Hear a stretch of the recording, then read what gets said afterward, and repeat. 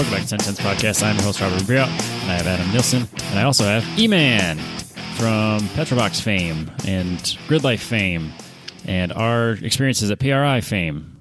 We would have done a show like literally a year ago, but Adam was so tired after PRI, he just said, "You know what? Fuck you, man, and fuck the fans. That's not what happened. I don't want to talk to any of you people." No, the PRI flu is a real thing, people, and I got it at PRI. I didn't even make it home from PRI before it hit me hard. Yeah, so you were perfectly fine until you halfway through the day, like the whole. Dude, I was so sick that I was so freezing cold that night because I was running a fever and I was so cold. It was not good. So I don't know what was up with that. That was weird. Yeah. It was nice that it wasn't me that last time. Yeah, it's got to happen to somebody every year, apparently. Yep. But no one's getting it this year. At least not from PRI. I'm kind of bummed about it, man. They're having it digitally. You can get a computer virus or something from it. Yeah, but that's no fun. Same. No, and I'm really bummed out about the whole thing because, I like having that in December because it's something to do in December. Yeah, it's always something to look forward to. Now I gotta wait. Now I don't. We don't have anything until whenever the first Gridlife is, I suppose. Yeah, March. Is that because I was awful? Oh yeah, because Ohio's so much better. Yeah, I'm not oh no, they canceled PRI. I don't get out much. That's my real problem. It's not my problem. It's my choice. I don't get out much. I like it that way.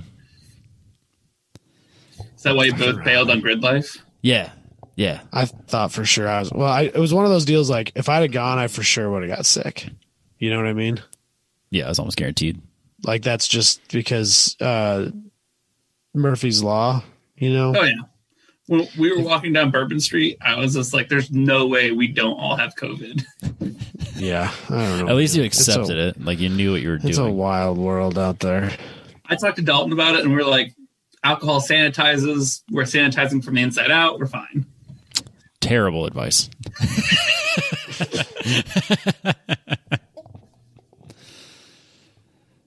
Oh no, it's not at all how that works. No, not even a little bit. Especially beer. There's other things. Dalton found a syringe full of like Jello shot he found in the street. No, he did not. It was like this comically large like syringe full of like red Jello shot that you like. Yeah, you squeeze into your mouth. Yeah. He found it. He just found it in the middle of the street. He didn't. Then he threw it away, right? Yeah, he didn't eat it, did he? Honestly, I don't know where it ended up. He carried it for like 15 minutes at least. I'm assuming when no one was looking, he's just like, yeah. No. Let's assume that he didn't do that. Iowa, man. Oh, God. It's a nice shirt you got my on. Kid where he's always got something in his hands. Like he's always walking around sticky. with something. That's Dalton, apparently. Yeah, basically. Jesus Dalton, Christ. if you look over and he's chewing, you gotta be like, what do you got? Like a dog. Dalton, you gotta worry about. He needs a constant adult supervision when he's out and about. There's no doubt. And no one from Iowa is that, evidently. Ryan was no good for it. The other Ryan's like the worst at that. He's not gonna. Lucas wasn't any good at that. That's what my job was, and then I didn't go. Yeah, the three people that can control him didn't go. Right. Thanks, Me, guys. Robbie, and Josh Fettis are the only people that have any chance of being an adult supervisor for him, and none of us were available. Yeah, instead he just almost wrecked Fettis's. I think it was Fettis's Ruckus. Is he? Oh yeah, that is his. Yep, it is his. Yeah, Ruckus. Dalton did a wheelie, launched the. Oh really? I don't know that Josh knows that. Sorry, Josh. He launched the brake parts cleaner off of it and like came down on it, and it just like. Oh no, that's hilarious. Well, Josh knows now. Oh, Dalton. You'd never met Dalton up until Gridlife, right? Yeah, this was 100% new experience for me. had heard about the man, the legend from you guys. You guys are fun. Adam was supposed to be coming down, and so I was like, all right, well, I'll finally get to meet Dalton.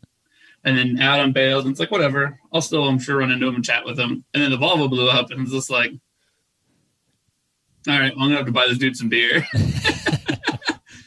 And now you're like best friends. Yeah, it's like a meet cute. Put it on the Lifetime Network or something. I don't know. Yeah, that'll work. That would be the best Lifetime movie ever, for sure. No, for sure. The best Lifetime story is Dalton getting married at Gridlife. That'd be the best. That's the goal right now. We don't want to get into that though. No. So, is this your second Gridlife, Eman? Yes.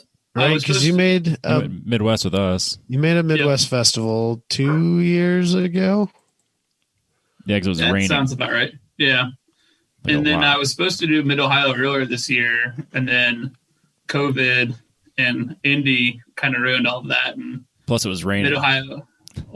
Mid-Ohio was supposed to let drifting happen for the first time, like ever, literally ever, and on like the big track. And then it was only because the Olympics pushed Indy to the end of the year, and then the Olympics got canceled. Indy wanted to come back. And then they're like, well, we gave it to Gridlife. You can have the following weekend or something close. And then, Mid-Ohio reached out to Gridlife. It's like, we can't really risk you damaging the track with drifting. No drifting. Oh. We were real bummed. Which kind of makes sense if you have Indy coming like the next week. Fuck them. I mean, they're drifting on Coda these days, apparently. Yeah. That video of Brian Literal looks like it's played on Forza. He's moving. Fast. Yeah, he's a wild man.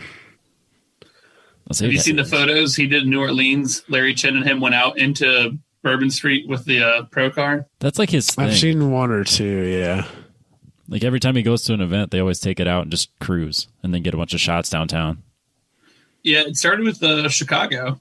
Larry wanted to like recreate an old shoot he did like 10 years ago. So they redid it in Chicago, and then now it's like been a thing.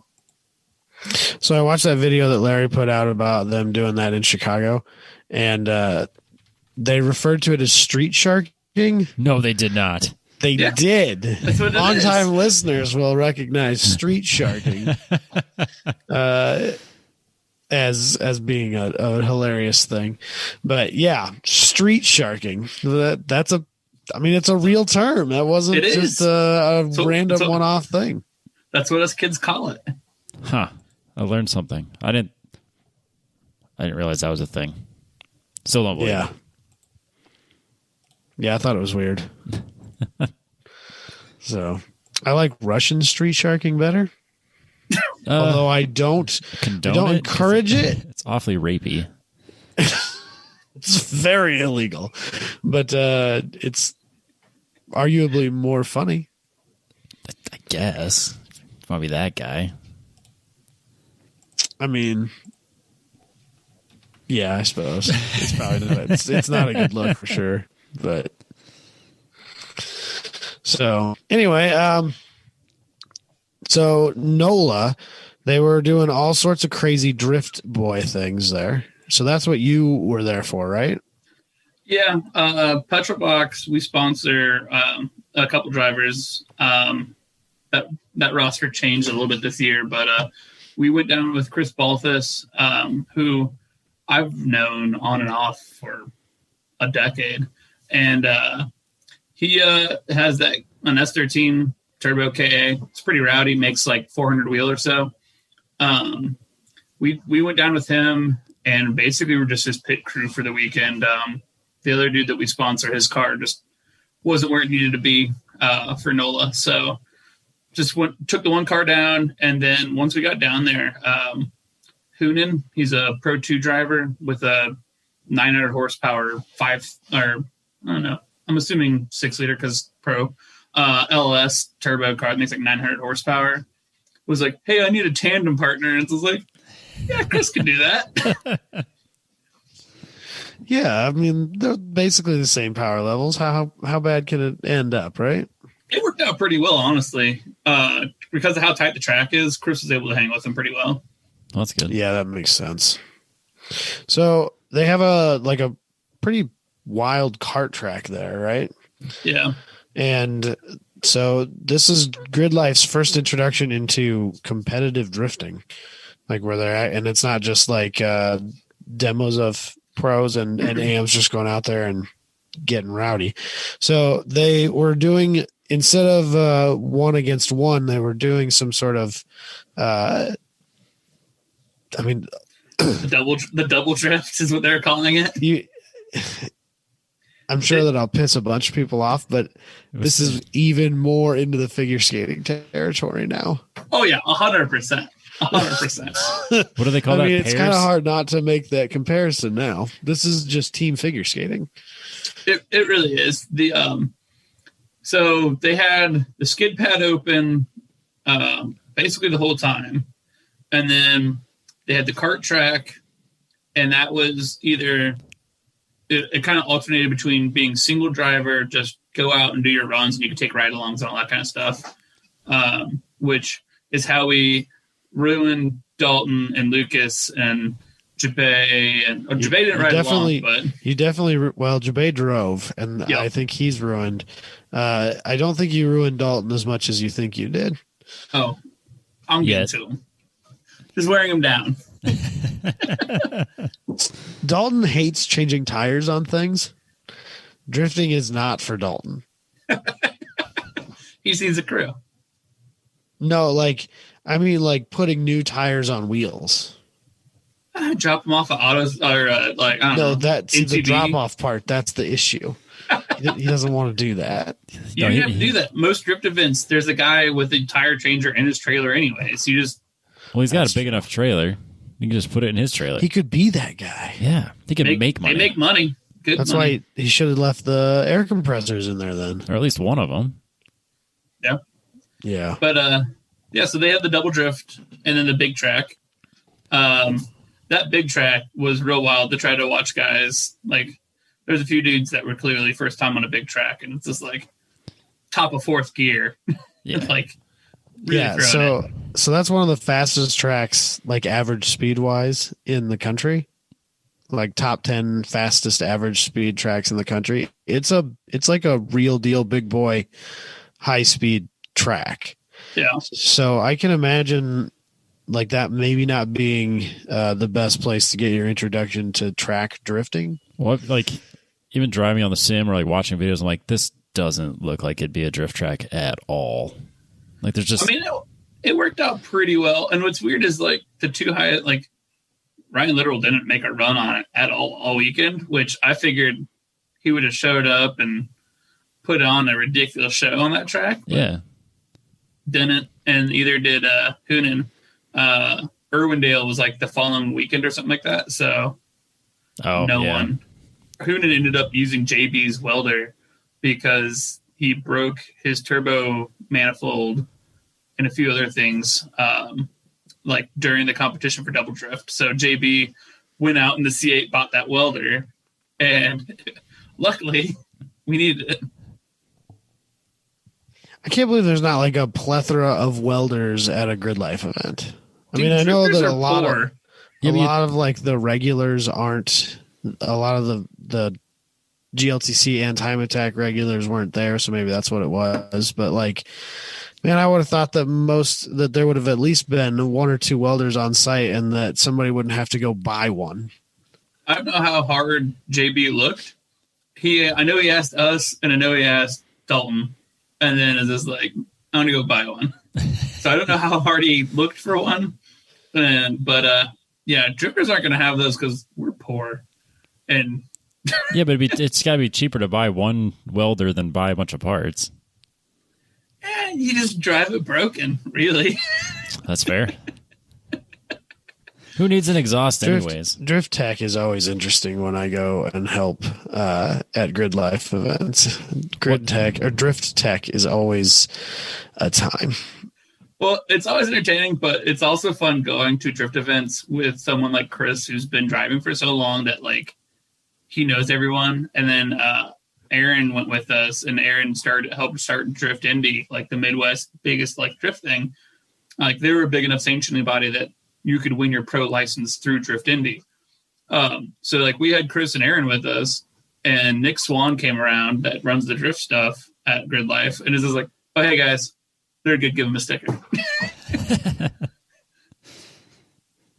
Yeah, I'm sure a lot of that happens too, but which, I mean, whatever, it's fine. It hasn't been an issue yet, I guess, but yeah, I don't know. There's always some car that's like, man, I don't know how I feel about that, but okay. The grassroots stuff, it gets more entertaining. We had a few kids here that like were like local legends or whatever you want to say about them, but like there's two of them specifically that just drove with each other always. But neither of them had a lot of money, and they always just kind of drove clapped out 240s. And like, I know for a fact at one point, one of them, the driver's seat, the back two mounts had rusted through the floor. And like they were doing something like the night before, and the seat went through the floor.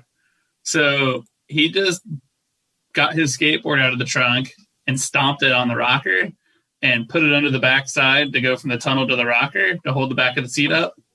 Send it. That's so sketchy. I mean, I admire the like the can-do attitude, and I get, just like doing what you got to do to be able dangerous. To participate. Like I get that, and I appreciate that, but whoa, guys, whoa. That might have been a bad idea. Oh, it was a terrible idea. That's too far. I think that's too far in the other direction. One of those guys is a parent now. Great. Unfortunately, there is not a licensing system or any sort of prerequisites that you need to pass to become a parent. And that's a real shame for our society, I think. Yeah, anybody can have kids. It's crazy. And that's the problem. Any number of kids. Yeah, there's no limit. That also is the problem. It seems the more unqualified you are to have children, the more children you seem to have. Yep. I said it. What was the documentary on Netflix? Idiocracy? The Wonderful Whites of West Virginia? Wait, no, an actual documentary? the Wonderful Whites of West Virginia, that one. I don't think I've seen that one. I haven't seen that. No, what is that? I don't know what that is. It's rough. I don't remember what it's. The families do something, but it's the Wonderful Whites of West Virginia. And like at one point, this lady's going through like a McDonald's drive-through, and she recognizes people in the McDonald's that are like ordering, and she's shouting through the drive-through window at them that CPA, Child Protection Agency, took her baby. She's just shouting it through the restaurant, and it's like she knows there's a film crew following her. And like right after she gave birth, like they give you like pain medication. The film crew right there, see her just snort it. It's just like, oh my god. It's called, The Wild and Wonderful Whites of West Virginia, a portrait of America's last outlaw family, from the creators of Jackass. Oh no! So Dick House is the one that fronted the money for this. Yep. It's on Netflix. That's about right. It was. I don't know where it is now. Yikes. That's out of control. I don't know. Every single one of the people that it shows looks like they're methed out. Oh, yeah. It's real methed up. Oh, God. Sketch City. Is this like an attempt at... It's free on Tubi like, if you want to watch it. Getting some Tiger King thing going on too, and it just didn't take off quite as well. It was way before it. I mean, this is really like years 09. old, and it took off for a while. Yeah, I've never seen this. I've never watched Tiger King either. It really will frustrate you. It's great. It frustrates me. I think I'm probably one of the few people who's somehow managed to avoid it. I have a feeling Robbie probably did too. I didn't avoid it. It came out like the day that I actually did quarantine. Oh, yeah. That's right. So I watched it while I was working. I would never have watched it if it wasn't for quarantine. I probably would have eventually, just because of the hype behind it. And it was kind of addicting to watch. Oh yeah, it was a great train wreck. Exactly. That's exactly how you would describe it. You know you shouldn't be watching it, and you shouldn't be enjoying this, but you can't look away. It's kind of like the Russian dash cam videos, really. Yes. Where you're just like, oh, that guy probably died. I can't stop watching. Like faces, there's so many of those. Like faces there's of death. like they just roll off of the, they just roll to the next one like it was no big deal. But like those people are dead for sure. You know what I mean? And it's just one after the other. And some of them are just like aren't so bad. They're just kind of funny, like just weird stuff happening in the background. Like a car will bump another car, but at the same time, like an Apache flew by. It's just like, what's happening? Or I see these like I see them all the time. Like when I'm just paging through Facebook Watch or whatever they call it, and it's like workplace accidents or whatever, and like those people died for sure. Like I've seen a few of those. People like flipping excavators down mountainsides and stuff like that. Like you don't come back from that, man. Oh yeah, it's like watching the epic fail videos on YouTube. It's just like that dude died. There's no way he didn't. I could never watch those. Like even just like skate videos where people fall, like the fail compilations. I couldn't do it. Enjoy that stuff because I felt like that was like bad karma for me. So like if I'd go and skate, that'd be in my head. Just like I can't watch crash videos either, like of cars, like track events and whatnot. I can't watch crashes because then that's in my head when I'm driving, and I just feel like that's bad karma. Yeah.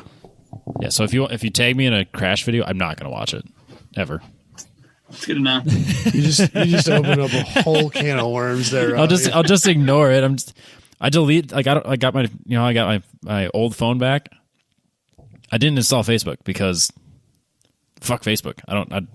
I have Instagram. You can have Messenger without Facebook. Yes, I have Messenger and I have Instagram, and that's it. I didn't install anything. What about Marketplace? I treat Facebook like I did when I was in high school.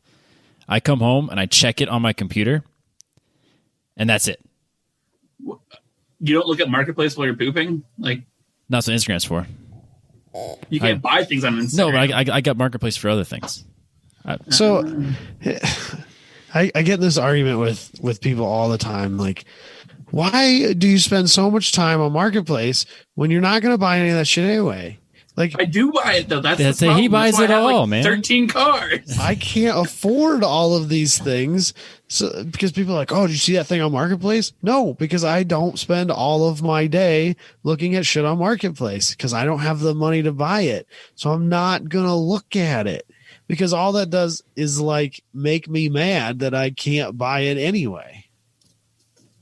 I don't get it. I wish I had that mentality. I end up buying the shit and then I just have a driveway full of stuff. I have a driveway full of stuff and I don't even buy the shit.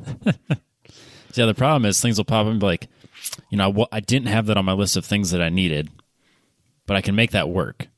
And then the other thing is the wheels start turning. I feel like I don't need to look at Marketplace because between the group and my close friends, if there's something that I'm interested in, someone's going to fucking tag me in it. Or share it to me. That's very true. Whatever. I don't even need to look at it because all you guys are assholes. I do enjoy sending you things. That's like 3/4 of the group posts is people tagging either me or Robbie and saying, "Oh, you guys should buy this." I feel like it goes your way like 70% of the time. At least. I think that's because I have a broader range of things that are interesting and cheap. Yeah. That I like.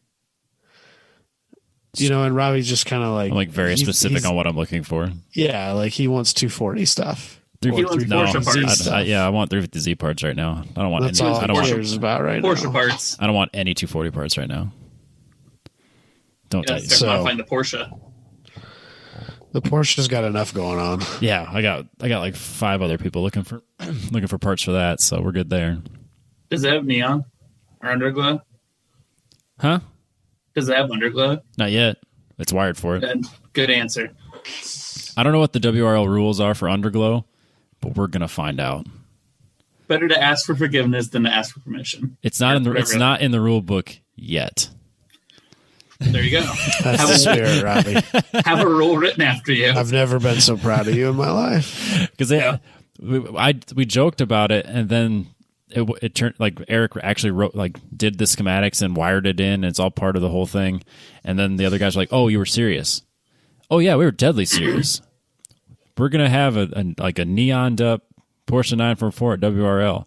And if that's a problem, it's going to get written in the rule book, and it's going to be awesome. Dalton forgot or didn't get the memo that any remote can control the same LEDs. And like he set his car to orange and like wandered away, and then I turned it to blue, and then like I just kind of had it like in my hand, like real low, like next to my leg, and I put it on party mode. And he's like, "What the fuck is this thing doing?" And I got like real frustrated, and he's like, "Chris had his car's battery disconnected, so it wasn't doing anything to the 240. Yep. So it was just his car." And he's like, "I don't understand what's happening." Well, he should know. He spent like all of Alpine Horizon doing that to my car. Every time I walk away, change the Z. True. It's true. We did that. 100%. You gotta remember, if it's dark enough for the other underglow to be seen, Dalton's probably drunk. Fair. Especially since the car was broke. Fair. Well, this is like Friday night, I think. Oh. Yeah. Plus we weren't there. Yeah, we weren't there. We kind of started talking about the drifting. So did your buddy actually compete in the double drift thing? He did. So how'd that work out? Was it? So the rules were 90 seconds. You got the whole track to you and your partner. Do whatever you want for 90 seconds. And then they just kind of gave you an arbitrary score of just some numbers. Did it have to be synchronized to music? No, there was no music. Could it have been? Yes. My favorite one was there was fucking Mustangs. Like a 2K Mustang and a pre-2K Mustang. How the hell would we know? They're all S550s. Sure. And one was like liveried up like a cop car, and it said like drift sheriff on the side, and it said to protect him to swerve. But nice. He had the whole light bar and everything on top. And they started like kind of like a role play thing of like the cop would drive out in the middle of the track, turn off all of his lights, and then the other one would go by doing a burnout or do something to antagonize the cop car, and he'd hit his lights and chase after him, and like that's pretty good. And then, that's fucking brilliant. I'm super into that. Did they win? That's awesome. The cop car tried to pit him. Instead, he locked up the brakes and he pitted the cop car, which is entertaining. I think the guys that won, if I remember correctly, was two time attack drivers and a Miata and a 350Z. The 350Z that Jabay got to drive, I think, won. Yeah, so that was Andy. Wow, I can't believe I'm blanking on his name right now. ASM guy. And God damn it, I can only think of their cars now. Like, Robert Thorne. Yeah, Robert That's Thorne. The other one is. Robert Thorne was the Miata driver. I want to think. I want to say that they won. I can't remember. I'm sure someone's shouting at me right now. But what I think is funny is so like Robert Thorne, like he raced McLarens in like IMSA or PWC or something like that, and he has won a solo national championship, and like he's been a real contender for overall wins at One Lap of America, and like, you know, the list of like amazing racing that this guy has participated in is crazy long, and he will openly admit that the most fun he's ever had in a car is drifting. Because it's awesome. That's what I've been trying to, the good word I've been trying to spread. It is. So like time attack's fun. Don't get me wrong. I mean, autocross, it is what it is, and it's entertaining if it's the only thing you have to do. And then time attack takes it to that next level where it becomes fun because you're going faster. But at some point, it's fun to not worry about it and just go out and drift. Like it's carefree. And like once you get into it, it kind of becomes effortless, and you're not really like, I don't know. There's something else about it. I'm sure it is a fun thing, but every time I saw a time attack driver come off the track at Gridlife, and either of them, they look stressed. If you look at Chris when he comes off track, he's grinning from ear to ear and just having a good time, and that's drifting. I mean, there's a great old documentary that Robbie may have watched. I don't know. I'm sure Adam might have skipped on it, but it's like called "Keep Drifting Fun." It's like 10 years old at this point. Yeah, I think I did. It'd be a while ago, but yeah. At the end of it, they're talking about motorsports, and they're like, why is everyone out of their cars high-fiving and like chit-chatting and just bullshitting. And it's like, that's not motorsports. And it's like, well, that's drifting. That's half of drifting's on track and half of drifting is what's going on in the pit outside, like just everyone having a good time. And since it's not typically a competition, you're trying to help other drivers. I mean, that happens at Time Attack too, is help other drivers, but like you want to drive with your friends. Tandeming with your friends is like the most fun you're going to have. So you push each other to have more fun because you're driving with each other and really doing something silly and stupid, but it's the best. I think that mentality, that mindset is more, it's not drifting exclusive. I think that's more of like our generation of drivers, regardless of what they're competing in, whether it's wheel to wheel or Time Attack or drifting or whatever it is, versus like a lot of what seem to be older generations or sanctioning bodies that have been around a long time or whatever it is. Like they just always seem more serious about it. And I don't know. It's kind of like, you mentioned autocross. People are always like, oh, it's not enough seat time. And my first thing that I always tell those people is that if you're going to autocross for seat time, you're going for the wrong reasons. It's supposed to be about going there, hanging out with your buddies, enjoying the social aspect of it as much as it is about the driving. Yeah, and I would agree with that. We had a little problem here with OVR SCCA just because, like, when we got into it, like, when we were in high school and stuff, we had, like, for the weekend events, we'd have, like, 150 drivers. And you would literally be paying $50 for 3 runs the entire weekend. And I was like, all right, well, that might not be worth it. And I get that.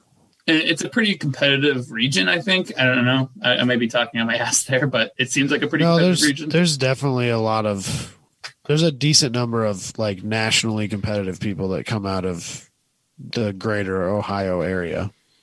That's right. Greater Ohio. I don't know exactly where in Ohio they live.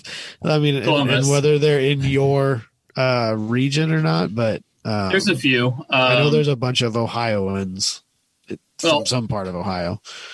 OVR is a pretty big region for Ohio. And like, I know Rich Grunwald he's driven quite a few national events and he had an EF Civic that was pretty neat. Yeah, I mean, on autocross is fun.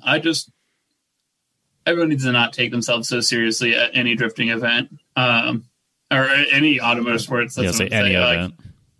Like it's cars. We're here to have fun, and that's why I love Gridlife and what Jabe and all of them do. And Sean, spending some time talking to them at Gridlife, and it's just petrol boxes. We were supposed to work with them this year, and then not having any spectators was like, well, maybe next year, because we want to do like a survival box or something like that would be fun, and we definitely want to help spread the good word and have fun at Gridlife. Yeah.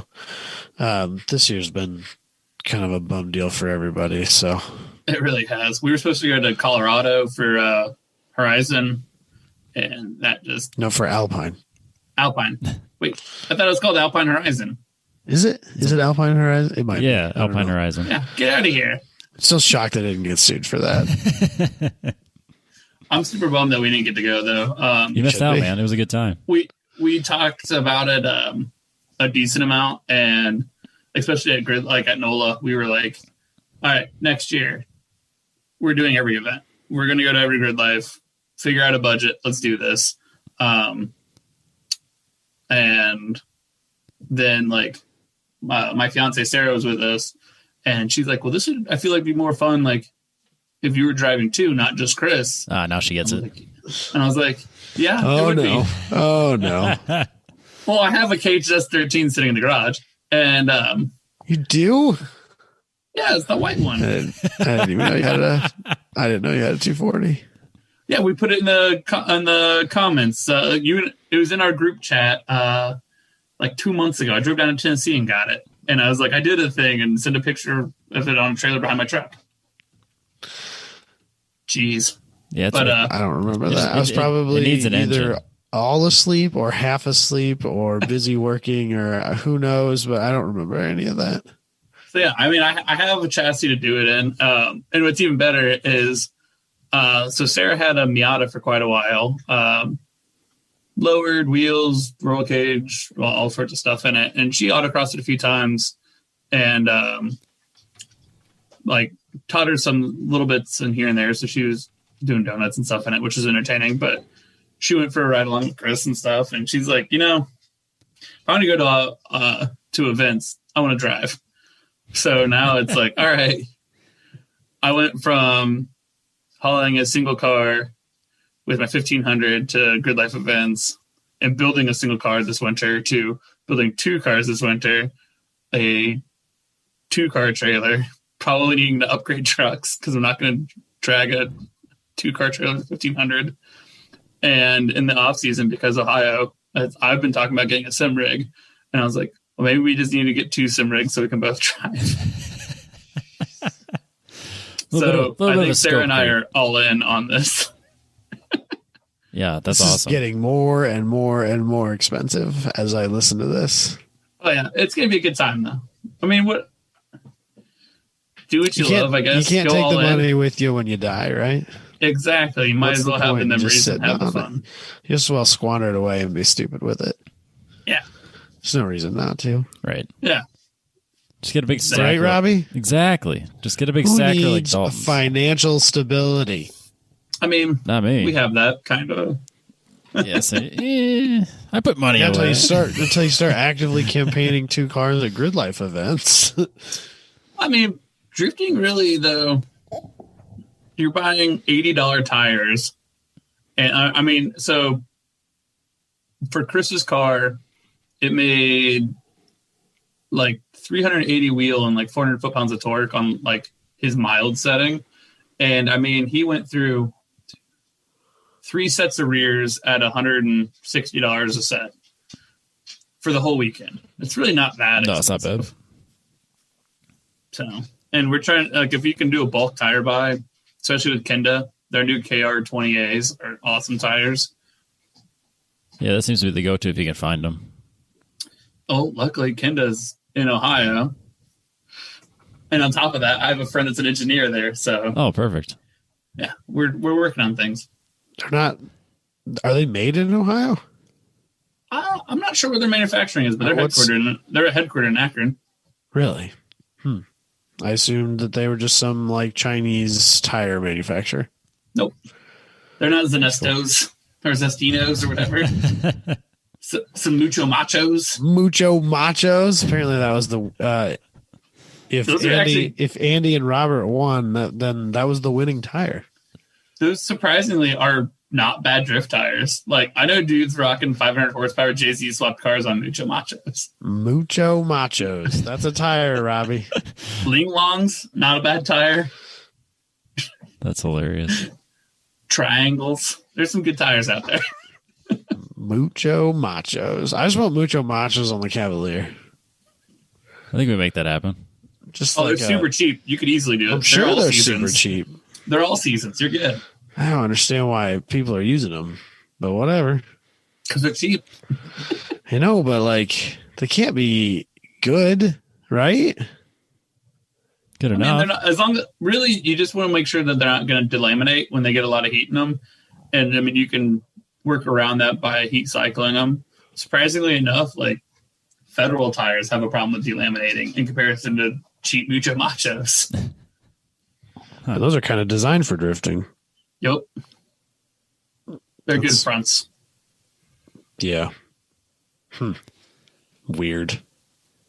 Next Gridlife will put you in the car, Adam. Yeah. I've been in drift cars. Like proper drift cars, or like you ride like full on proper drift cars on full size tracks with triple digit entry speeds deep into the very top end of fourth gear on 500 horsepower LS S chassis. All right. Real cars. Oh. And it's fine. I mean, I get it. It's fun. I don't have any interest in doing it. So, well, Either way, offer stands. Same to you, Robbie. We can toss you in the car. Well, I'll always jump in the car. Yeah, I'm not going to turn down an opportunity to go ride in any car, whether it's drift or grip. I'll go out there and I'm gonna do a couple laps, whatever. But if the 2021 season starts and there's an event like NOLA that has a skid pad or something small for drifting, I'm gonna figure out how to talk Chris into giving Jabay the keys to the car for a little skid pad. Oh, that'd be good times.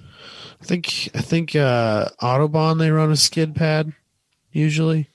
I think that's maybe the only other skid pad event that I can think of that Gridlife runs. So, biting my tongue. Am I wrong? I know something you don't know. So let's move on. Oh, okay. That's fair. Wow. I think I know what you're talking about. Yeah, I'm not putting it on the air. No, absolutely not. But that's lame. I want to know. I'll tell you after the show, but I can't announce that? it. It's definitely not something I can announce. It's not my thing. That works. If not, I'll bug Jabay. Nope. Nope. But so the competition part, because I do want to talk about this because it's kind of interesting to me. So it's kind of is that like a kind of a unique concept in competitive 100%. drifting? Yeah, 100%.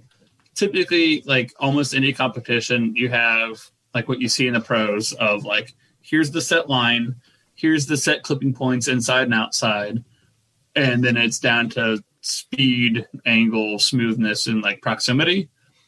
This was 100% just style and flow and just kind of up to the judges, which they had Jared Deanda, who is one of the Formula Drift announcer, and I don't remember who else was in the booth announcing with him, but they thought they were pretty fair. They kind of picked crowd favorites. The Miata and the 3TZ were hilarious. Like in practice, they started. There's like a weird little oval right in front of like off the main straightaway of the kart track right in front of the tower. They started at each other. Like they immediately got stopped and they're like, you guys cannot do that. and then when the competition came, they went back right to doing it. Went right back to doing it. Shocker. Yeah. And it was pretty entertaining. It was definitely kind of interesting. I think that track is relatively new, and I don't think that there's many, like, for some reason, I think there's some construction and they didn't have grandstands anywhere. But if you had a better vantage point, I think the drifting would have been a little more entertaining to watch, just because that track is flat, and once they get towards the back of the track, it's hard to like see what they're doing. Yeah. And then it was properly raining for the competition part. Like after qualifying, it was properly raining. So it was just like Ryan Literal was having a hard time with 800 horsepower. Hoonan was having a hard time with his car. Like there was, I don't remember whose car it was, but it was an E46, I think, BMW with like a NASCAR V8 in it. And like the front end of the car was fiberglass and had like headlight stickers. Like it was rowdy. And it was like that dude was having a hard time getting any traction, getting forward. Like it was properly raining. I believe that's when Dalton was not needing shoes and where he was going. Or one shoe, whatever he needed. He said he didn't need any, but he had one at least. Yeah. He woke up with both, so who knows? Hey, if you don't, he woke up on a bed I sold him. He like showed up and he's like, "Oh, I guess I'm sleeping on the floor. My air mattress won't blow up." And I was like, "I actually have a second one." And it was brand new in a box I had bought on Amazon because we slept in the back of the Volvo. And I wasn't sure if the one I had was any good. And honestly, I forgot I had it. And then while packing up stuff, I was like, "Oh, I have one." So I brought both. And the one I had worked out. And I was just like, "Here, Dalton, you can buy this one from me." And so why is it that one of our guys always forgets something essential? He had one. It didn't inflate or something. I don't remember what was the problem. Oh. I knew coming into it last year that I didn't have, or coming into it for Alpine, I knew that I didn't bring those things. It wasn't that I forgot them. It was that I didn't have them with me because we didn't have power and I couldn't properly prepare. That's fair. I didn't forget anything. I just didn't bring it with me. You did forget your kitty mask. I have that here. You have that? Yeah. I was wondering where that was. You left it in my car. I have a mask that has cat paw prints on it. Oh, do either of you guys have petrol box masks? No one ever sent me one. Oh wow! Gotta send you one. I'm wearing my Petrobox shirt on air. They are on our store. So are the 1010s podcast masks. I don't need to buy one. I have a bunch of Petrobox. Well, I also see you got a wonderful shirt on. Yeah. Yeah. I really wish Dalton was here to see that. It seemed most appropriate. I really wish it was like an orange tank top, or like I should have cut the sleeves off. All right, so that's what I assume I was like. Yeah, it's all cutoffs all the time. But yeah, for those that are listening, not watching, he's got is it red or orange? It's like an orangey red. All right, so it's brown. He's got a brown shirt on that says Iowa Man Racing written in Sharpie. They'll be available in the store for $54. Handmade, one of one. Every shirt is unique. Yep, everyone's different. I'm gonna talk John into putting him into a petrol box. like 4 people understand what's going on. He's got an Instagram. So, I mean, people will be able to find it. Yeah. They'll be able to figure it out. There you go. So, I was sad because Gridlife actually posted some pictures of him, like in the pack that Larry Chen had taken, which is kind of crazy. Yeah. And they actually tagged him, but they tagged his Dalton Klein Instagram account instead of his Iowa Man Racing Instagram account. And it makes me super sad. That is a bummer. He needs to delete the Dalton Klein one. That's what we were talking about. I think that's what he's going to have. Well, actually, what I think he needs to do is he needs to delete the Iowa Man Racing one and change the handle of the other one, because since Gridlife tagged him, that one's got a bunch of followers on it now. Yeah. We got really excited when we saw Larry Chin taking pictures and stuff, and he's like, oh, he took a picture of Chris's car. And we saw him take a picture of Dalton's car, and we all got hyped. And it's just like, for whatever reason, it's just like one of those things. It's just like, I've got a picture of my car by Larry. It's fucking Larry Chen. Yeah, it's a big deal, man. It is a big deal. Absolutely. We talked to him about buying the print of the S13 he got of Chris. It's a great shot. And chatting with him, I was like, I'm going to bring my Datsun to one of these Gridlifes solely so you take a picture of it. Just because I know he loves these. Yeah, I'm sure he'd love yours too. Yeah. If he's into rod knock, then it doesn't have to run to take a good picture. That's true. The best part of it is the sound it makes. Well, previously, yes. I'm not a huge fan of rod knock personally, I guess. I mean, you do you, but it's not really been a sound that I go for. It's awfully damn heartbreaking when it happens, let me tell you. Yeah. That happened to me twice this year. I only had it once. Not this year. Twice in the same motor. I feel like there's a common denominator, and that's you. Well, so it over-revved, and it saw 9,500 RPM or something like that. The motor did. It was the motor's fault that it over-revved. And the throttle. So I put... Stupid motor just has a mind of its own, man. I put a throttle rod, grommet in the firewall of the Datsun, and I didn't lube it more than what was already in there. And then it got warm, and it's got warm rubber, so it kept the throttle rod open. And so flat foot shifting onto the highway, as you do, it went way up into the no-no zone. That broke the oil pump. I immediately shut it down when I saw the oil pressure starting to drop. I remember when you were texting me about that because you were having me try to talk you off the ledge. Yeah, I was really disappointed. I thought about putting a VQ in it. And yeah, because you were texting me, you were like, okay, how do I, what should I do? Should I open it up? Do I just start it? do I not start it at all? Do I just assume that it's broken and take it out and tear it down? I'm like, well, I mean, it's right at the beginning of the season. I was bummed. You're not going to make it any more messed up just by it's already broken. Like, at least confirm it. Well, so I found a loose pin in the oil pump or in the wiring to the oil pressure gauge. I fixed that and I let it crank without letting it fire. And I was like, no, she's dead. Pulled it out. Oil pump was in pieces. Pulled the rod and the main bearings. They were all in good shape. And I was like, all right, I caught it. Since I already have them out, I'll go ahead and do the rod and main bearings. I didn't want to do the small end bearings because I didn't want to take the head off and go through that whole headache.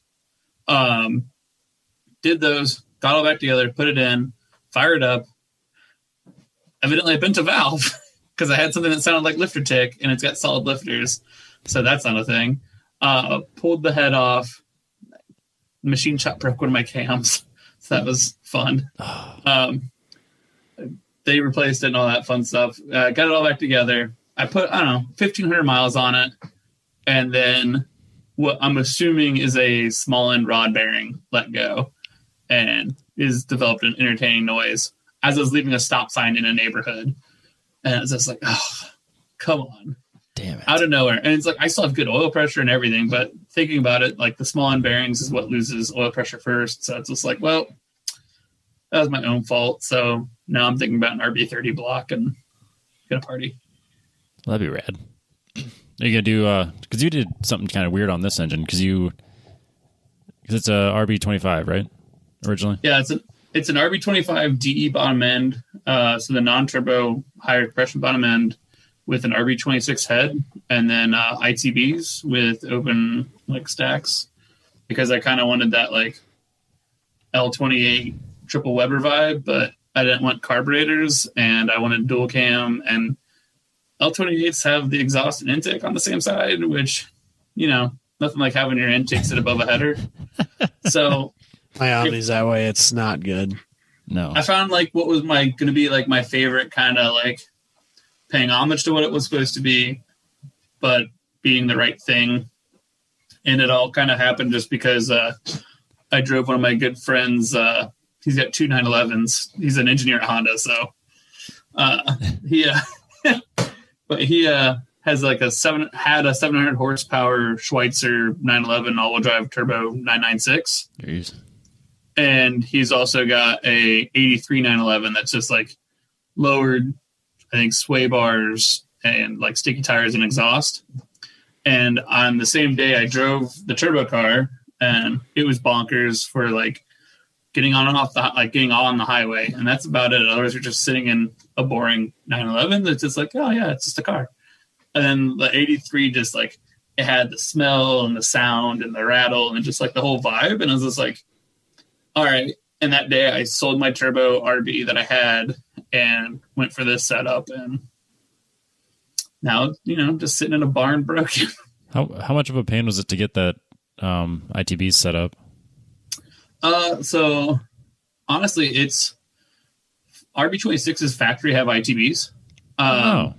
Okay. So basically they have a 3-piece intake manifold. They have a plate that would be, the injectors and the coolant passage and a balance tube and the flange. And then the ITB throttle plate is literally a 1/2 inch thick. And there's just 3 of them that stack, one across 2, 2, and 2. Uh-huh. And then there's a plenum collector. I just took the plenum collector off and put trumpets on it. And they're machined aluminum trumpets. Huh. I'll be damned. Now I went down this really weird VQ ITB thread for a while, and it's it'd be so cool, but they are really cool. It's not it's just not worth the time and money to make it work. But that was the only option for getting rid of the RV. You kind of need to get rid of power too, don't you, Robbie? To be in GLTC? Yeah. No. That's not as well. But you don't need more either. I don't need more. No, I don't need more. Yeah. The only way the car was going to go VQ was solely if it went with ICBs. I don't blame you. Yeah. But I get that. It was definitely a mountain of work to get it because it was definitely not intended to be ran that way. Yeah, and it's like everyone is like, "Are you insane?" Like the VQ would move the weight back, it'd move the weight down, it'd be less weight, it'd be more power, it'd be more torque, it'd be a 6-speed. It's like all pros. And it's like, I don't care. My RV, the sound it makes from idle up to $9,000 is just pure bliss. And then 9,500, that's when the bliss stops. Yeah. Well, I need an ATI dampener or damper. They get a little wobbly. Yeah. But it's a fun car. It's a little overdone for the street. It has a Willwood pedal box, but I mean, that's all cars should have Willwood pedal boxes. I'm just saying. Yeah, it's got a Willwood Hydro, Willwood pedal box, individual masters, and all that stuff. For whatever reason, with the whopping maybe 230 horsepower it makes, it has a OS Geiken twin disc clutch. It's super streetable though. Yeah, I bet. Super streetable. BC coilovers and 4-piston front brakes, and went from drum to disc in the rear. It's a pretty rowdy little car. I found in a junkyard. I actually think I sent you a picture of it on a forklift. Yep. A friend and I found it in a junkyard. We went to go get a center console for his, and I found it. I've owned the car for 8 years, and it was just like, I can't leave this here. How much do you guys want for it? And he's like, well, this guy was in the middle of restoring it, and he died, and his wife didn't know what to do with it, so she asked us to come take it away. And she was like, they're like, I don't know, $1,000, and it's like, yep, done. Basically rust free, had all new interior, odometer gauges. I was like, yeah, I'll take that. Yeah. Yeah, you don't even think twice about that. You just write the check and move on. That's one of the Robbie's short list cars, if I had to take a guess. It is. It absolutely is. I know he's always really been into the 240Z stuff. So I love cars. I can find beauty in most cars. Like, I'm one of the few people I feel like that I think the Dodge Omni looks good. My brother and I fought over getting a GLHS, and it was a dope car that, like, my brother and I like kind of fought over, and he kind of went behind my back and bought it out before I could. But like, I enjoy all cars, but the Z there's something about it. Like, even when I was building it, I had never driven one. I owned this thing for 8 years. I literally owned it for 7 of those years, or 6.5 of those years, without ever driving one. And it was just like, I don't care if it drives terribly. It looks so good that it doesn't matter. It's kind of like an NSX for me. Like, an NSX can be complete dog shit to drive. I don't care. I want one in my garage just to look at. I get that. I'm more Z than NSX, to be honest with you. Well, same here. Sure. I mean, but I get it. Why not both? Money. Because NSXs are kind of getting up into the unrealistic territory these days. They are, but what's great is when you have a fiance like I do who also wants an NSX, and so I was like, all right, that works. She wants an S15. Perfect. I want one too. So we'll figure out how to make it work. The only problem is I really want a yellow NSX, and she'd rather be dead. So I don't. I guess we have to have 2 NSXs. She hates the color yellow, and it's like, that's like the one car I was like, yeah, I want yellow. All cars should be yellow. No, they should not. Yellow is the best car, like sporty car color. No, it is not. Yellow's a terrible color. If you're just going to do a color, not like, a full livery thing, it's just going to be one solid color. Yellow is always the correct answer. Red. Well, you're going to love this. Red is so much better than yellow. There's an old grip video of them like hanging out on like the Wangan Highway in Japan. And there's a yellow NSX on green Takata, like Takata green wheels. And it's just like, it sounds terrible. Like it sounds like it would look terrible, but it looks great. And it's just like, I looked at I saw that thing when I was like 13 or 14. I was like, yeah, I need that. Yeah, I don't know how I feel about green wheels on yellow, but okay. Just throw a Packers logo on and call it a day. Oh, Jesus. God. Why you gotta be that way, Robbie? Because I offended a few people, and that's the best way to do things. A Packers liveried NSX would probably upset people. Yeah. Oh God, yeah. They're pretty funny though. Just make the seats look like they're the cheesehead things. Oh. I have a few friends that work at Honda over in Marysville, and I'm going to suggest that to them now. Please do. Have you guys thought about a yellow and green one as like a throwback? See how long it takes them to realize that you're shit talking them about Packers. Because I assume everyone in Ohio is either a Bengals or a Browns fan. Or Steelers.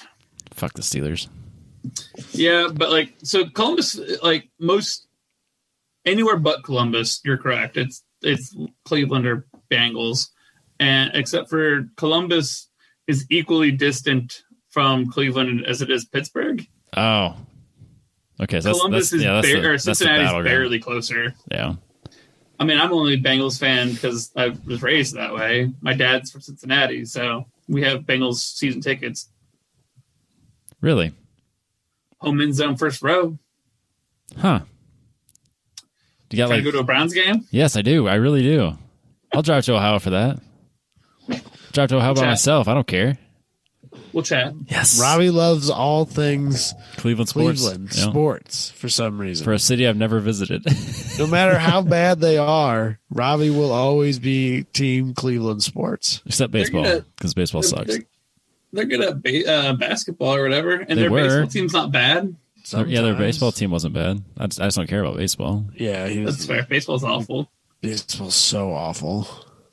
Yeah, I'd rather watch golf, which is same. Weird. I'd absolutely rather watch golf. People are always like, "Oh, it's so much fun if you go there and you just you get drunk." Like that's drinking. You like drinking. Terrible. It's the same way. Baseball's the same thing. Like when they're like, "Oh yeah, you go there, you get drunk." That's what I was talking about was baseball. Yeah. Oh, it's the same thing with like I have friends like we'll go somewhere like we'll go get wings, and I'm like, "Who the hell eats celery?" And I was like, "Oh, you just get it and you dip it and stuff." I was like, "No, you like whatever you're dipping in it." It's the same thing with baseball. You like getting drunk. Yeah, it has nothing to do with the sports. There's a way cheaper places to do it than a professional ball arena or whatever they call them. A field. A ball baseball field. Baseball field. I don't fucking know. Take me out to the ball arena. There's way cheaper places to get drunk, man. I feel like that's just a poor use of money.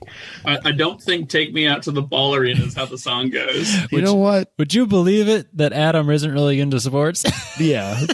It's cheaper to get on the podcast and drink. I laugh at like Katie's dad will buy cheaper. Logan. Katie's dad will buy Logan like clothes that have footballs on them and stuff like that. I'm like, man, you can try all you want, but he doesn't even know what this stuff is. Like, it's not going to be a thing in his life. No, it wasn't a thing in my life, and I figured it out. Well, I mean, what is he going to do? Take him to a pro game in Iowa? Oh, no, not in Iowa. He's not. No, we'll drive to Cleveland if we have to. What's the closest pro team to you guys? Kansas City. Yeah, Kansas City. Super Bowl How champs. close is that? Like 2.5 hours. Maybe 3. So, I guess I'm not that much farther away from Minneapolis. You go to Like be a Saints fan? Go to a Vikings game or something. I don't know. Oh, yeah, that's Vikings, not Saints. Jeez, That's New man. Orleans. She's talking shit about sports. She doesn't even know where the Saints are from. I don't do sports all that much. My family does. I did college hockey. That's it. What the heck is hockey? Oh, you know. That's what they play in Canada. The only good sport. I do like hockey. I just don't watch it or follow it or any of that. When I was really Makes young, sense. we lived in the Wichita, Kansas area, and they have a minor league hockey team there. And I went to one or two of them, and it was a lot of fun. Well, a small kid. That's cool. The thing about hockey is they have it figured out. Like instead of like fining people and like kicking them out and shit, they just put them in the penalty box for doing awful, exciting things. Just let them fight it out a little. That's what sports is supposed to be. Bad. If you let them go, just knock up and then they go penalty box. It's great. Every sport should have a penalty box. The NFL penalty box. That'd be great. Well, that's the Slapshot movie or whatever, where they're like, you go to the penalty box, you feel shame, you come back out. Yeah, like Goon. That was a great movie. That movie's out of control. I've actually seen that movie. Yep, that movie's sounds good. I haven't seen the second one, but I watched the first one. There's a second one? I didn't know there was a second one. It's on Netflix. One. There's a second one. I haven't watched it yet either. No. I don't think many people did, but the first one was good. Also, there's a yellow NSX with green wheels in the group chat. Oh, jeez. It's just stuck in my head.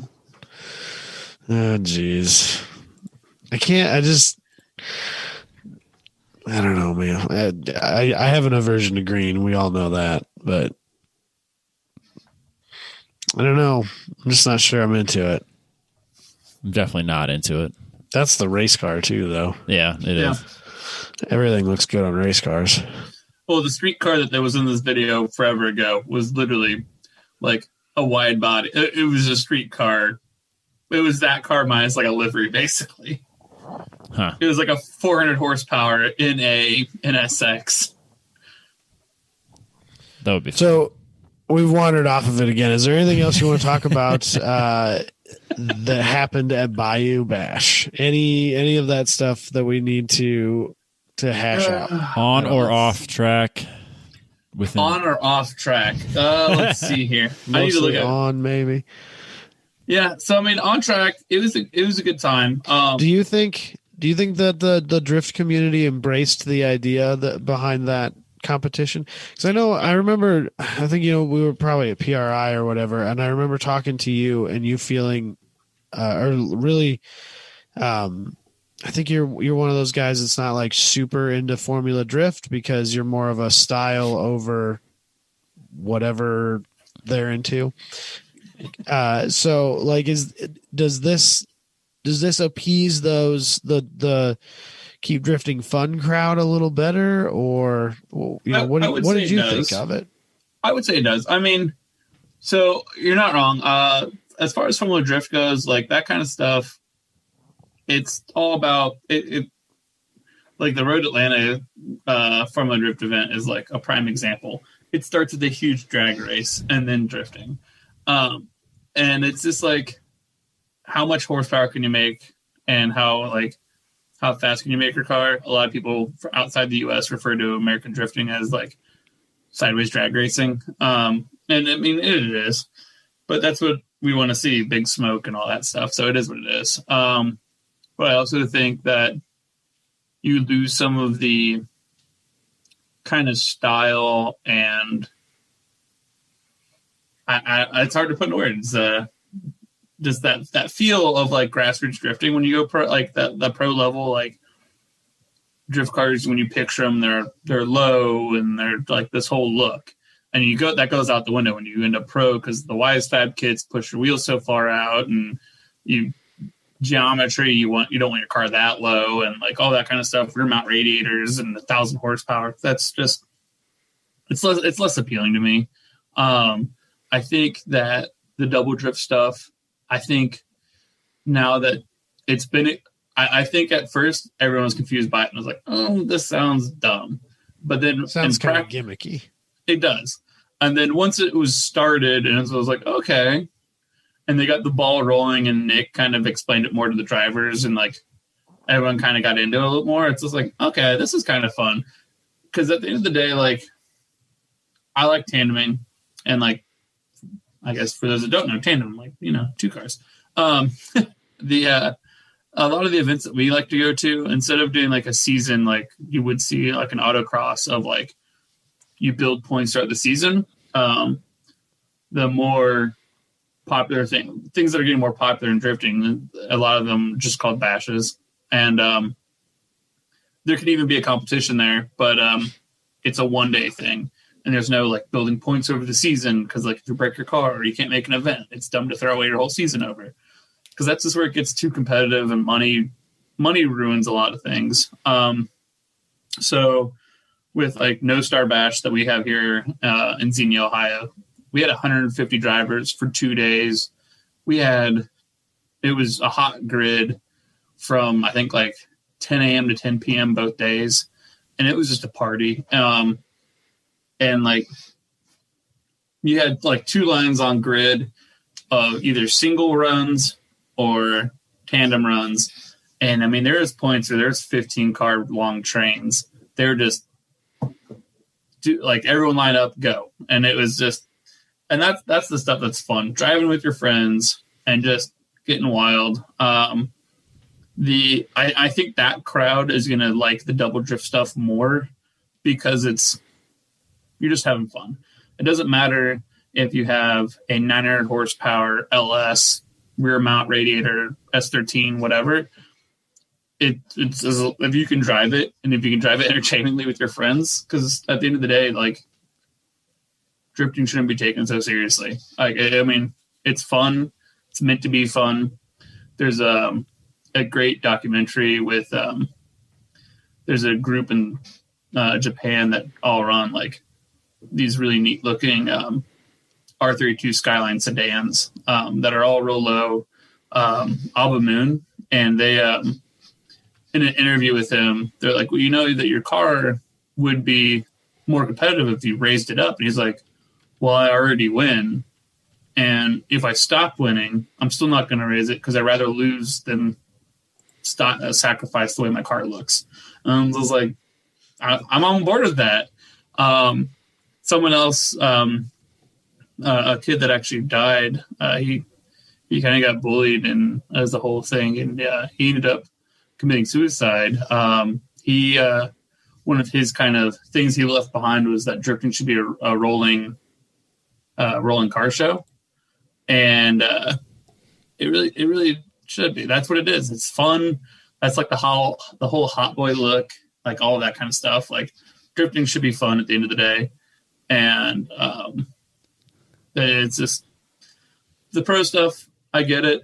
Like, no knocking them. Ryan Litterall's awesome. I've met Von Gittin and Forsberg and Turk and all of them and hung out with them at Hyperfest and stuff like that. Good dudes, great drivers, but at some point, everything kind of gets ruined by money and trying to get to that next level. So I think the double drift stuff and what Nick Swan and all the dudes at Gridlife came up with, I think will become popular just because it's kind of back to anyone can do it. Doesn't matter how well built your car is. It's how can you drive, and that's what it should come down to. I do like the idea. I think it's cool. I think it could be really interesting seeing what people come up with. It gives people the opportunity to do things like, we've talked about it a long time ago on the show that, like, reverse entries are kind of a frowned upon thing that you're not supposed to even so much as, do at Formula Drift events. But, like, as a guy who doesn't really know that much about drifting, but seeing that stuff is, like, so cool to me. Like, people who are, like, almost literally, like, have spun out and somehow managed to not lose it. That stuff's cool to me. And, I think this gives a place for that stuff. Yeah. And that's exactly like where I'm at with it. It's like, talk to any pro. They have a party car. Like, Ryan Litterall's S14 is not his pro car. It's his, like, kind of party car. Right. And it's because at the end of the day, they still want to be able to drive these fun events that aren't so high strung, that aren't like something that's super important. I mean, these events are important and it's fun to, like, but, like, at the end of the day, like, I feel like if you talk to any pro driver, that they'd be like, I have way more fun at events like Gridlife because I get to go hang out with my friends. I get to drive with my friends at not a competitive level. I get to share my love of drifting with people by taking them for ride-alongs and stuff like that. Like, and that's awesome. Like, there's Chris Forsberg shows up in a M45 Infinity, like the big 4-door sedan with 3 drift seats, like with 3 seats in it, so he can take multiple people with him. And so it's like that's where it is. I mean, I'm always envious of I'm not sure if Atlanta still gets to do it, but Atlanta's drift, like, pro, like, grassroots stuff was in, like, downtown Atlanta. So they, like, people would stop, check it out, and that's how you get people interested in it. That's how it grows, and that's how you have fun with it and share it with other people. Even if they don't start driving, like the Ohio Valley Region SCCA stuff, the autocrosses used to be at OSU, like right by the highway. So people would like see it and like, oh, what's that? And stop. And like, that's how I got into it. My dad was driving me home from hockey practice when I was like, I don't know, 13. And we sat there for half a day just, hey, look at this autocross. Let's stop. And it's like, he was into cars when I was growing up, kind of like he's not a mechanic, but we grew up in Texas. So he daily drove a 69 Camaro. And before I was around, he had like multiple Fiat Spiders. I think he had 2 Saab Sonnets, which are entertaining. My mom gave him a strange car. V4. What a strange car. My mom gave him like the money, like this is the money. Go buy a like I don't think they had either my brother or I yet, but like my mom's like, we need a reliable car. Go buy us a car. And my dad bought a Saab Sonnet. Nowadays she'd file for divorce. That's just what you do now anymore, it seems like. Yeah, but I mean, something that's stupid. Come on now. They've always had silly cars. Like after the Camaro, my mom had a Z3, and then she had a twin turbo all-wheel drive 5 Series BMW for a while. That was cool. You said on the Facebook group, her daily driver right now is a BRZ. Yeah, with a manual. My mom, who is a grandmother, daily drives a 50th anniversary BRZ that's 6-speed manual, Brembo brakes, like the business. Good for her. She's the best. She loves it. And yeah, she's all about that car. My dad, the company he used to work for, he was in Florida entertaining some of their clients. And something they were supposed to be, some conference they were supposed to be going to got pushed from a Friday to like a Monday. And the company he worked for is like, well, entertain the clients until Monday. So they did the Skip Barber Racing School. Oh, not fair at all.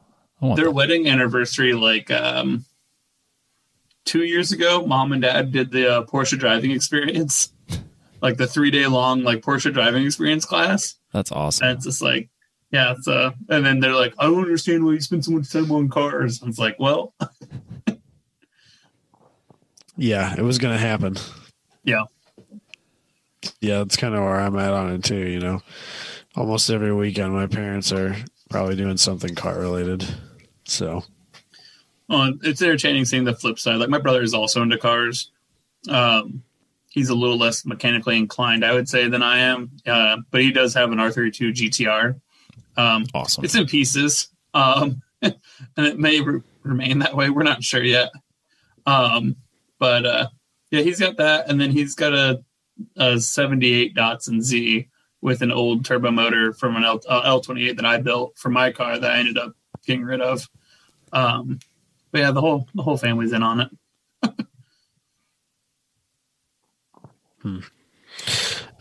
So,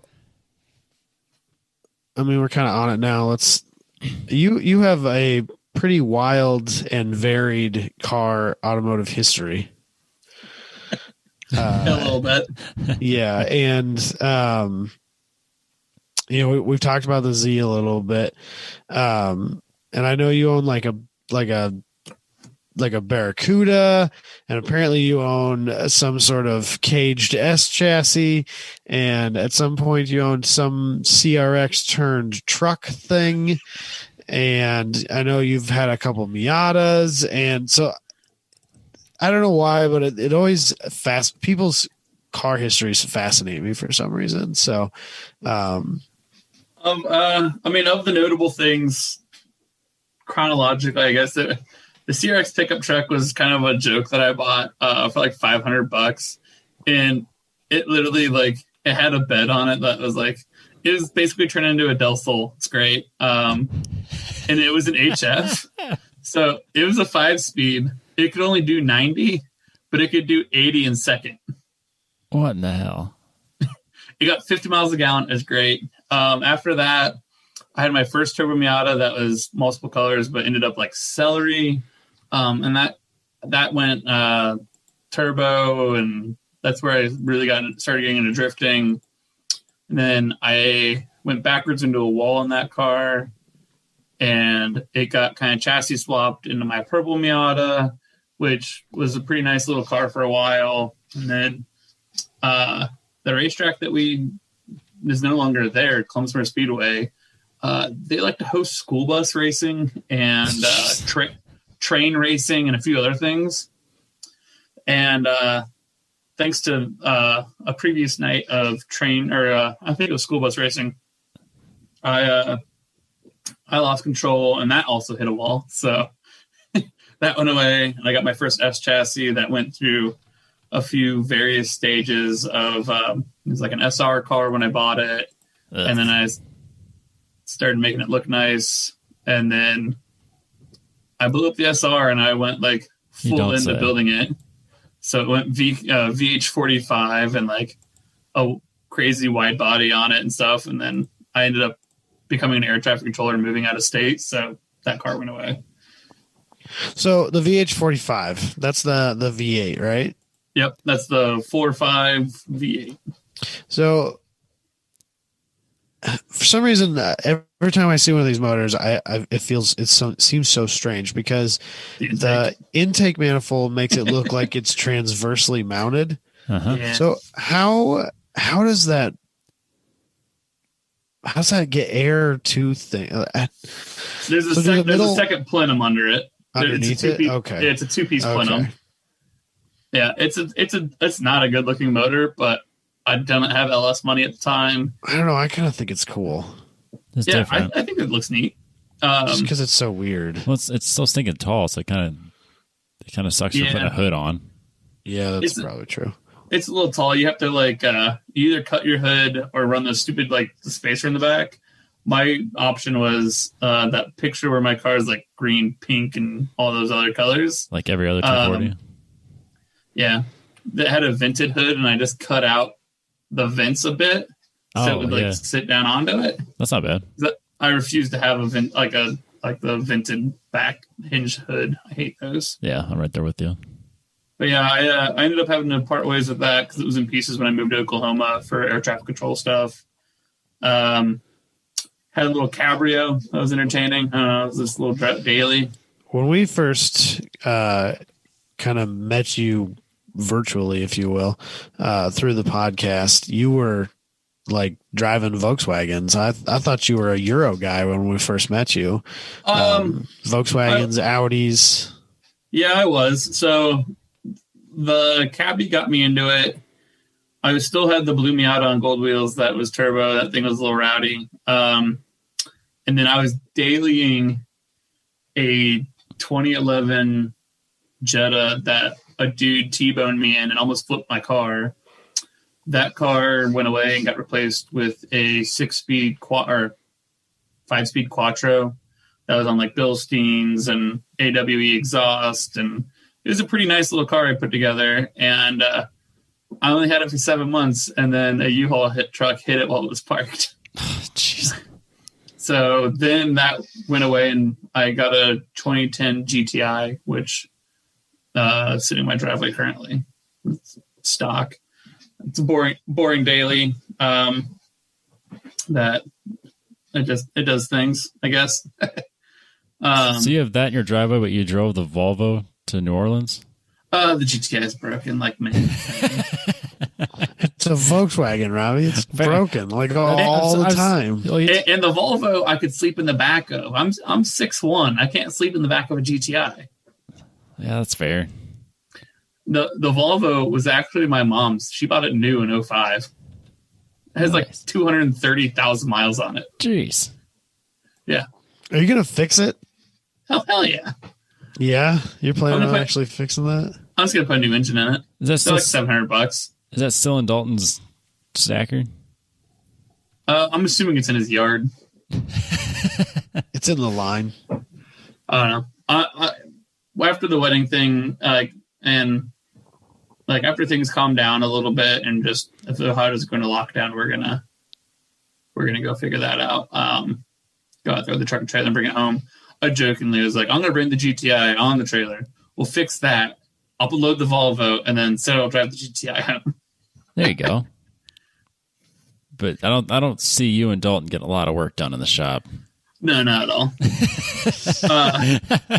So it's in line. The GTI and the Volvo are in line with everything else because, like Adam said, right at the beginning of the pandemic, I traded my Yamaha away for my 67 Barracuda. So I have my Barracuda that I picked up a 440 big block for. And really, it's going to be a pretty basic car. I just want to like a really torquey stump puller. Like I got a 440 big block and a 727 torque flight, and it'll just be a lumpy cam, low compression tank. So is that just like a street car, drive around, enjoy? Yeah, I think so. I mean, I'm really intrigued when you're talking about the vintage drag racing stuff. I was like, that could be kind of fun. A few of my friends have, like, my buddy just picked up a C10 when I broke the Datsun. We were on the way to go get a C10 for him that we ended up driving home with like headlights strapped to the hood and like, it was a whole roadkill situation. And then another close friend bought a Mustang for his wife. So it's like, we were talking about like, oh, it'd be fun to do like Power Tour. Power Tour this year was supposed to start in Columbus. So we were thinking about maybe doing that one year. So, but I don't think it's going to really be seriously anything. I would love to see it click off a decent quarter mile pass. Like if it ran a 12 at some point, I'd be real happy. I just figured you were going to go slide it around and be silly with it. I thought about it real hard. I've had that conversation. There's a few dudes that drift like old Cutlasses and stuff. I'm just like, that seems like fun. They made one in Hot Rod Garage, that CUDA. Yeah. His is Tony Angelo's is like a 71, I think. Yeah. Mine's a bit older than that, but yeah, it crossed my mind. I still think you should put a Barra in it. Oh, because that would be funny to me. If you get on Instagram, there is a Instagram handle, Barracuda, and it may be mine. We thought about it. Data boy. John, I'm going to hold him to this from Petrolbox, the founder of Petrolbox, said if we hit like, I think it was 2,000 subscribers, which we're not far from, that he would buy me a Barra. And I was just like, all right. I'll ditch the big block then. That would be so awesome. Yeah. So we'll figure it out. Yeah, right now the driveway's a little stacked. I need to get rid of some stuff. I got an S10 that needs to go, a Silverado, some tow rig, the Volvo, a Fiat 500 that Sarah drives, and then my S13 that I picked up to build into a drift car just because I really miss drifting, and I didn't have it in me to drift the Datsun because if anything happened to that car, it would crush me. And it's just so expensive to fix. The front fenders for that thing are hilariously expensive. So, oh really? That's well, seeing that mildly surprising to me, I guess. Those front fenders without the headlight buckets on them are like $450 a piece plus $200 in shipping. Good grief! Because they're big. I'm not surprised. It's a big fender. I mean, I suppose, but geez. Yeah, so it's a bit of a bummer, and it's like the car has, like I said, it has the pedal box in it, and it does have a Willwood hydro handbrake, and it can drift. I do it in it, but like I'm never going to tandem in that car. I'm never going to run it at a track that doesn't have open runoffs. So like a skid pad, I'd be fine sliding it around, or like any like pit race and stuff like that. They do a lot of events at tracks that have open runoff, and it's like, all right, I'm more all right with that. But bin suspension, whatever, that's fine. If I bust up the body, I'm not gonna be okay with it. So Sarah and I went down to Tennessee and we picked up this S13, and it's already caged. So looking at options for that, either a VQ or maybe a K series, a turbo K series from Honda. So yeah, boy, there you go. That'll work. So we'll see. And we're going to see what we end up buying for her. She may end up with this S13, and I may end up with something else. It just kind of depends on what we find. The cage in the S13 may be a little snug for me. I'm not sure yet. Yeah, it's kind of a small cage. Yeah, and my bigger problem is if you have the interior shot pulled up. Yeah, I do. What side, if in an event of a rollover, what side is going to be protected? Sure looks like the passenger side to me. Yeah. So you need a different dash, and you need to swap that steering wheel the other side. Or is regardless, I'm going to fix that because I love my fiance and not going to let her get hurt. Yeah. So either way, that's going to get fixed. But like the rear hoop, instead of being up on the back seat like ledge, it's in front of it, which would have given me more room. However, being 6'1", I still have a 30 inseam. I got little legs. Good grief. That I thought I had short legs. Holy shit. Because I have a 30 inseam too, but I'm not 6'1". Yeah, I'm almost 6'2" and have like a 30 inseam. And like I can still cuff those sometimes depending on the pants. So yeah, I'm weird proportions, and so I might be able to get away with that cage, but I also have childbearing hips, and the door bars are pretty far in. So yeah, those door bars are way too far in.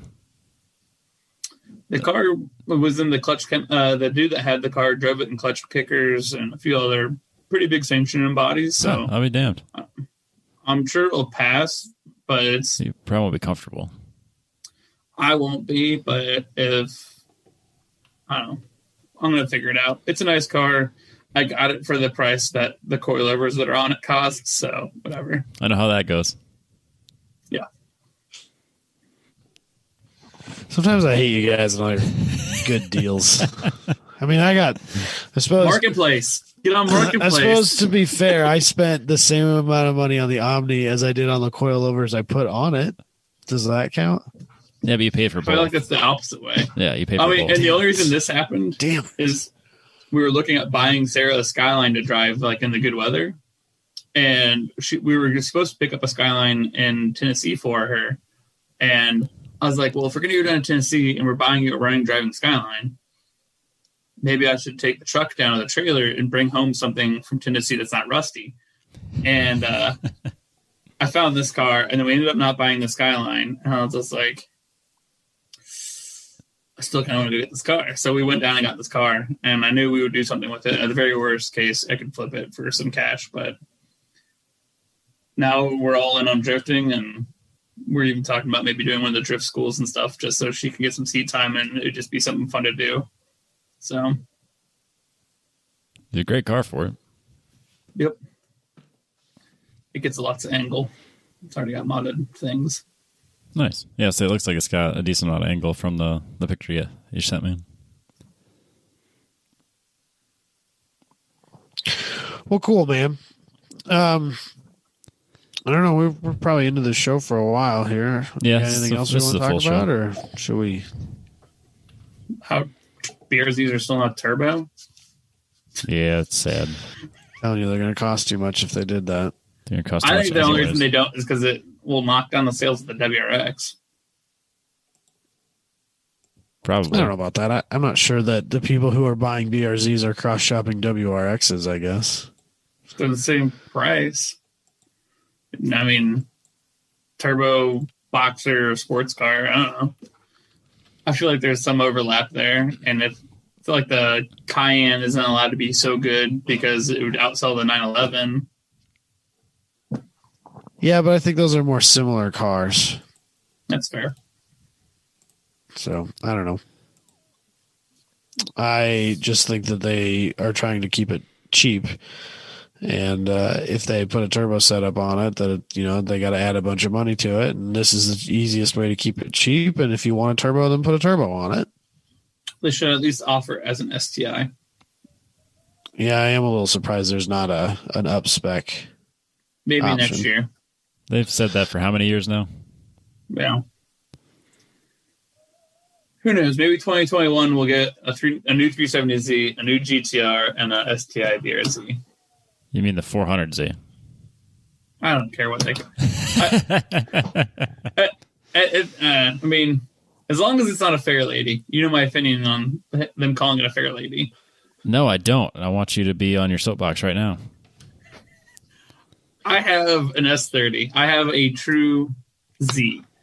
And I don't get to call mine a fair lady. And I'm not that kind of guy that's like, only put fair lady badges on my 280Z. Like mine's a 76. It's 280Z. I call it what it is. And I'm not going to get on my soapbox and be like, oh, it's a Fairlady in Japan. Unless it's from Japan and it's right-hand drive, you don't have a Fairlady. If they name the new one Fairlady Z, I'm going to be so upset. They don't deserve to get to call it that. Like, I don't get to have a Fairlady. You don't get to have a Fairlady. Fuck off that. You're making fun of my 04 Fairlady? Yes. It's like the guys that have a G35 and they put the Skyline badge on it. And it's like, no. Oh, in Japan, this is a Skyline 3000 whatever. Like, no, it's get not, out of dude. here. No, it's not. Drives me nuts. Yeah, and, no, I don't think they're going to call it a Fairlady. They better not. And I mean, it's the same thing. Like I was saying, like the G35s, like, and those stupid things are everywhere in Japan. Like I went to Tokyo with a friend that actually bought my brother's Skyline while we were there. Like he had an S15 while he was living there, traded his S15 for the Skyline, brought it home, drove it for a year, and then sold it to my brother. While we were there, like I was like, Skylines are everywhere. And you see these stupid G35 Skylines, and I was like, get out of here. Not the same. Yeah, Skylines are literally everywhere there. Like, they're Camrys. They're Nissan Camrys. They're Mustangs. They're the Mustangs of Japan. Not even that, because you can get, like, an automatic, 4-door, non-turbo R34 Skyline, and it's literally just like a Camry driving around. It's some old lady in it. I'm like, look at that Skyline. Yeah, you're nerding out, and everyone's like, who cares, dude? They're like a dime a dozen. Yeah. I nerded out about some entertaining things. Like I saw a C6 Z06 there, and I was like, "What?" And my buddy that was there was like, Sato is just like, "Yeah, that dude's crazy rich because you have to pay for just engine displacement, you have to pay for fuel economy." And like as we're having this conversation, a Hummer H1 drove by. I can't imagine what that would cost in Japan. There was some entertaining things and like some stuff that like I didn't like think about. Like tattoos are completely taboo there. Yep. It's like a whole thing. Like people would talk to me differently if I was wearing a hoodie versus wearing a t-shirt. Well, isn't in Japan like because like the Yakuza, like the amount of tattoos you have is relevant to where your rank in the mafia or in the Yakuza. I know it's not necessarily everywhere. I'm a fat white guy. Like I'm not in the Yakuza. They don't know that. Maybe. You know, that's like... They brought a ringer in? Yeah, it's like the one white guy is probably the craziest of them all. What's terrifying is like on the flight home from Japan, which is a hilariously long flight, the dude next to me was wearing like a full suit. And when he reached up to grab the drink from the server, I saw a tattoo here under his suit. And I was like... Careful. It's like full panic. But, I went to a track day at Fuji Speedway. Son of a bitch! Right, God, and it was an 8.6 drift day there, and like they have a row of garages, and like everyone's like there working on stuff, and like I met people in Japan, and I ended up going with them, and he was drifting a Cresta that day, and it was a pretty neat car, and like there's like I don't know 15 paddock spaces worth of garages where people are working. And then like 10 empty ones, and then one more where people are working on these 8.6 cars. And it's just like, all right, whatever. That's weird. Antisocial dudes, whatever. Real Robbies down there. Yeah. And, I bet get along with them great. We wouldn't talk to each other, but we'd get along. So like the drift day is happening, and later I see them with their like, you know how Japanese dudes have like the coverall like overalls on. Yeah. That they later in the day as it get warmer, unzip, roll them down, shirtless, and I was like, "Oh, they're covered in tattoos. Terrifying." I know why they're down there now. That makes sense. But I had to crawl under my friend's car that I was there with and help him get situate his exhaust. And when I came back up, like my shirt had been bunched up and stuff, like crawling around on the ground, you know. And those guys were standing there. I was going to say, for those that aren't aware, you're covered in tattoos. Like you got a full back, you got like sides, like both your arms and legs. Like you are comfortably inked up. Yeah, I'm pretty tattooed at this point in life. But like I got up, and they're standing there, like right there, like looking at you. Yeah, and they're speaking Japanese. I mean, I don't speak Japanese, and they're doing this. They're doing this motion at me, like pointing at their arm to look at your tattoos? Pointing at their arm and like just kind of up and down. And I'm like, I don't. And my friend walks in and he's like, oh, they want you to lift your sleeve. I was like, okay. And in the end, they just wanted to see American tattooing. That's of course. Yeah, I was going to say, I'm sure it was nothing, but it was terrifying. And it didn't help. Like right when I got off the plane, immediately got lost in the Japanese airport because my friend's phone broke and he wasn't able to pick me up where he wanted to. And like, yeah, it was a whole situation. But he took me straight to Daikoku parking, like the famous like truck stop parking meets that everyone sees on the internet with like the highway that like loops around all. Yeah. Like he took me to that right when we got off there, like right when I got off the plane. And like we're looking at cars and there's this like crazy looking car that's like all VIP'd out. It's pink. It's on big wheels. It is just wild looking. And like I'm looking at it and like taking pictures of it and stuff. And he points out, he's like, look next to the seat. And I'm just like, look, and there's literally like not a sword, but not a dagger. It's like, I don't know, like 14 inches long. And he's like, yeah, that's probably been in somebody. I was like, oh God. It was terrifying. And it's just like, it's a crazy culture over there. I was trying to find that car because it's the most unassuming car that you're just like, oh, what? And it's such an aggressive person that has like a presence just because he got out of the car like in a nice suit, but he had the sleeves rolled up and you could tell they had forearm tattoos. And it's just like, oh, I know what this dude's about. That's terrifying. But he also just got out of a pink Lexus or whatever it was. And it's just like, I don't know how to feel about any of this. There you go. I just put them in the group chat for you. That if you want to use them, I'll see what I can do. Well, maybe. This is great radio. Sorry, everybody. Yeah. Thanks a lot. So, did you do any like major social faux pas while you were over there, though? Not really. Other than like wearing my hoodie instead of like, I figured that out pretty quickly. With like wearing my hoodie. To wear your hoodie to cover your tattoos. Yeah. Otherwise, people wouldn't like look me in the face. They would like. I was clearly like, I was kind of on my own. I had an Airbnb and like my buddy lived there, but he was like, I don't know, a half hour away. And like one of the times I tried to take a train to meet him, I was clearly trying to figure out like exactly what I was doing. And like I had my hoodie on and someone walked up and I was just like, and I showed him on my like Google Translate will do subways, which is awesome, and trains in Japan. Yep. And Google Maps will do that too. So like it kind of like works together. And they were just like, I showed him where I was going and then like he confirmed. He's just like, yep, this is what you want to do. And like basically the same thing happened on the way home, but I was holding my hoodie instead of wearing it. No one would talk to me. Like I even was like, help doing the lost tourist look and nada. Huh. I'll be damned. It's so weird. That's good to know though. Yeah. And I mean, like we wanted to do the like hot bath, like, you know, like the traditional Japanese stuff. Yeah. Yeah.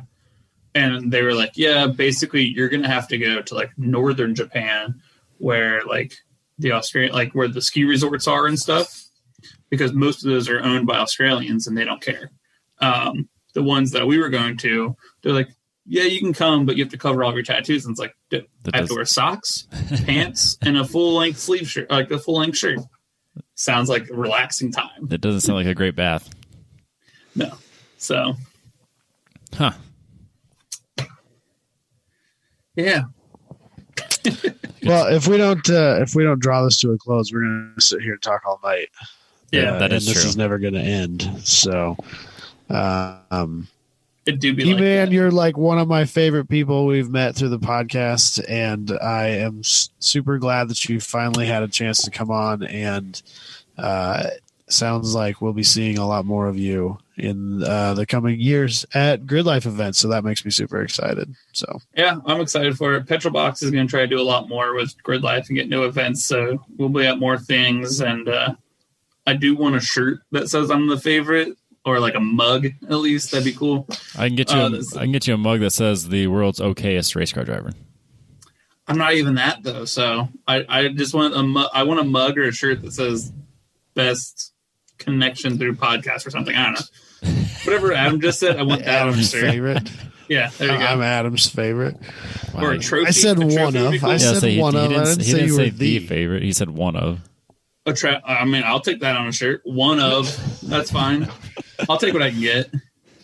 I'm not an okayest driver, so I try. Yeah, good enough.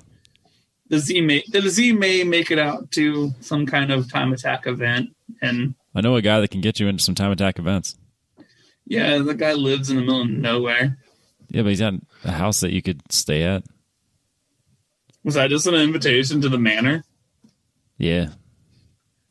Dang. It's on a couple miles of gravel. Just be aware. And a poop lake. Yeah, and a poop lake. Yeah, you got to watch that. Yeah, don't swim with the snapping turtles. Just look for the lighthouse. You'll see it. Well, he told me when he wasn't going to be home, when I was planning this trip to go get my Volvo from Dalton, and I was just like, perfect. I know when to TP his house. You know what's funny is that I told you the 2 weekends I was going to be gone, and I didn't leave on either one of those weekends because everything has canceled. Everything. They canceled the funeral for COVID. They didn't. I guess they didn't cancel the funeral. We canceled it for ourselves. We're like, yeah, we're not fucking going to that. Oh, okay. And then the wedding got canceled. Yeah. Then the wedding got canceled, and honestly, I didn't want to go, but I was standing up in it, and I was going to support my friend. And then I've already said no to any family gathering. So yeah, I'm not leaving here for ever. Does your friend listen to the podcast? Did he know you didn't want to go anyways? No, I don't think he listens. And if he does, I don't think he'd be offended by the fact that it was just simply like I didn't think gathering was a good idea.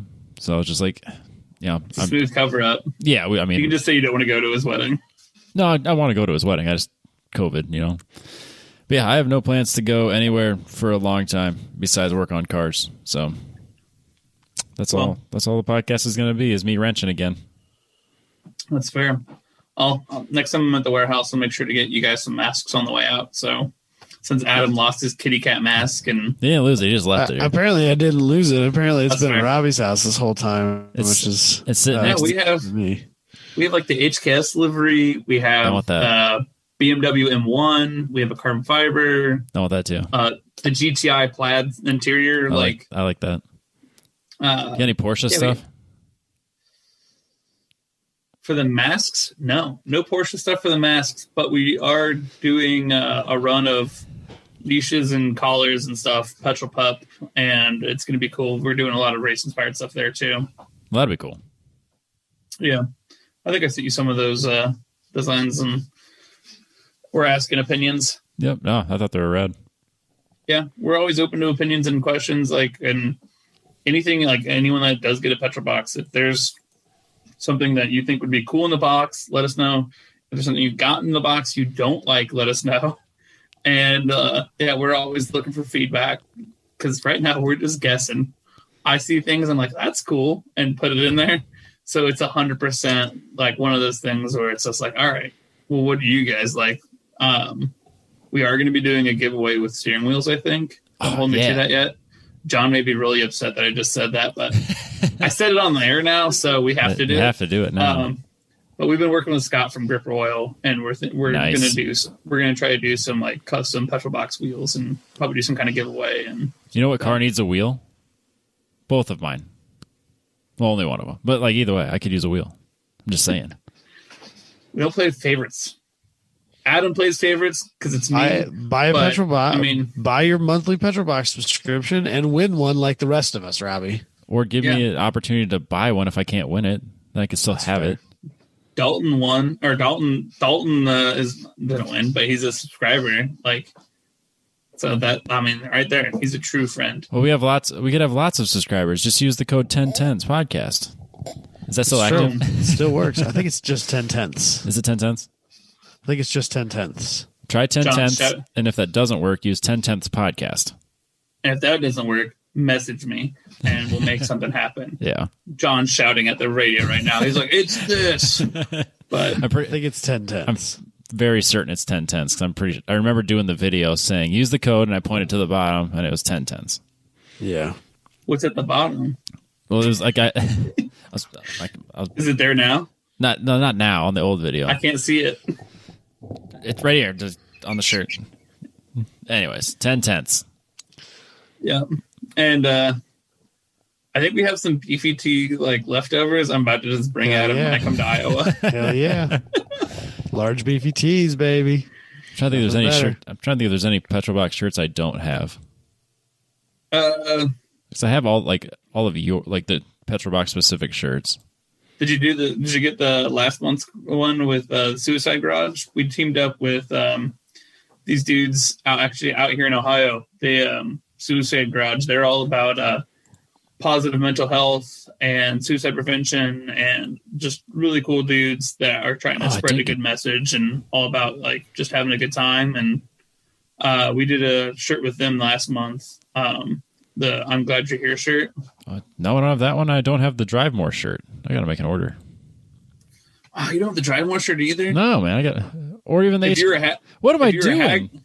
I'm missing. If you're a Haggerty member, we just had a giant sale at Haggerty. If you're a Haggerty member, check your email because you got a code.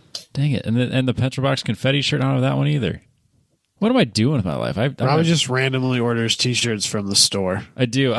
Instead of getting the. I don't get the box every month, but I do order from the store. That's fair. Well, I've done that a couple times. When I see an order come through, we'll make sure to pack something special. Because I ordered some stuff for like Christmas presents. I think it was last year, and then I ordered stuff for myself a couple of times, and then there's a few times in there like a bunch of candy just got thrown in there. It was awesome. Yeah, it happens. I think it's next month. I'm not going to give anything away, but either next month or January, depends on when we can work things out with our supplier. We have some really cool winter gear coming in the boxes. Nice. That's awesome. Yeah, because it gets cold in Iowa, so and it doesn't get cold here because Ohio's that great. No, it's cold all the time. Whoa. It's probably colder. It's colder there right now than it is here. That's probably true. It's like 60s. That's probably not right. 60s here? Yeah, whatever. Get out of here. Yeah, but There's still water in radiators here. I had to buy a coolant tester because I have no idea what's in either of my vehicles, and I thought, I'll just buy this thing and we'll see. How much was that? I feel like I need one for the Datsun because I don't remember what's in it. It was like all of $6 or something like that. It was nothing. All right, I might need to do that. If not, I'll just drain a little bit of coolant, put some more in there, and just let it dry crank. That's what I'm doing with the 240. I went and checked it today. I was like, because I remember I had it like 50-50, and then over the summer I just kept topping it off with water anytime I would do anything to it. And I looked at it and I was like, that's a lot of water. So definitely need to do some maintenance this weekend.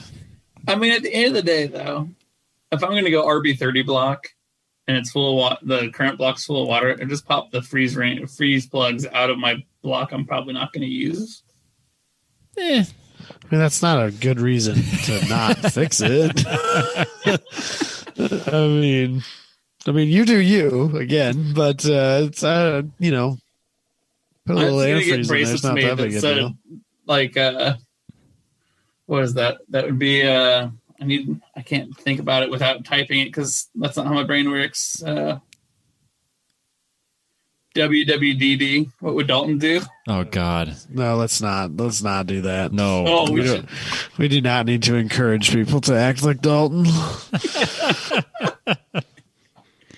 And now, what's great is like I met Dalton, and then shortly after I met Dusty, and I was expecting a little bit more similarity, but they're not at all. No. They're very different people. Could not be more different people. Could not be. Great people. I didn't recognize Dusty until I heard him talk. I was like, hey, I know that voice. Yep, that happens. Yeah, it is entertaining. I talked to Jabay for a bit. I don't think there's any other podcast listeners there that I didn't really get to talk to. I talked to I don't remember his Facebook name, Jimmy Radiator or something. Oh yeah. Yeah. But I don't think there's very many other podcast listeners there this past NOLA. No, it's kind of a quieter event for that.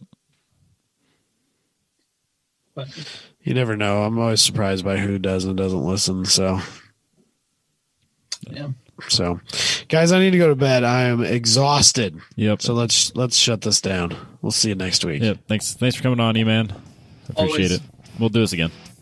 Yep. Have a good night, guys. You too. All right. Catch everybody else next week.